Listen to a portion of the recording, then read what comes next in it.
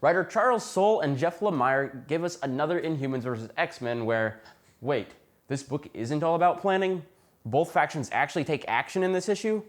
Hallelujah, IVX number 5 is about to get dead. Even better, Marvel must be watching the show because half the characters mention how boring this whole arc has gotten. And we finally get to the fighting that we've been waiting for since the second issue.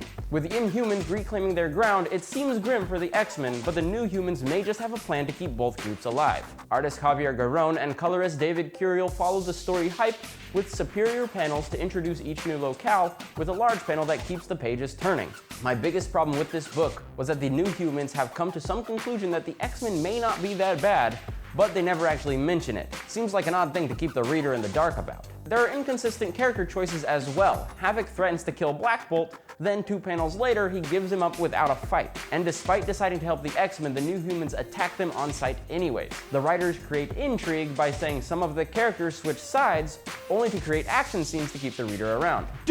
Here, the New Humans and X-Men work together to find a solution. On the Rich side, there's no boring planning because there's constant evolving conflict and resolution. On the Dick side, there's no actual specs or blueprints on this device, so how does Forge know that it'll work? And the best part of the book is the mention of the fact that the Inhumans are not monsters, because that would be terrible if, monsters were to be unleashed.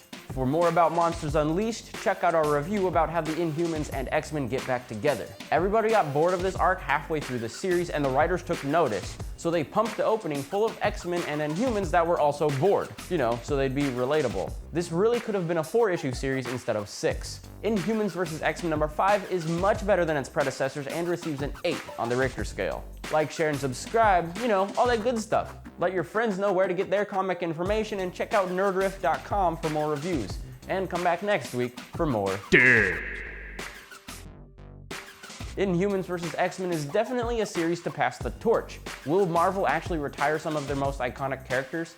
Tell us what you think in the comments below.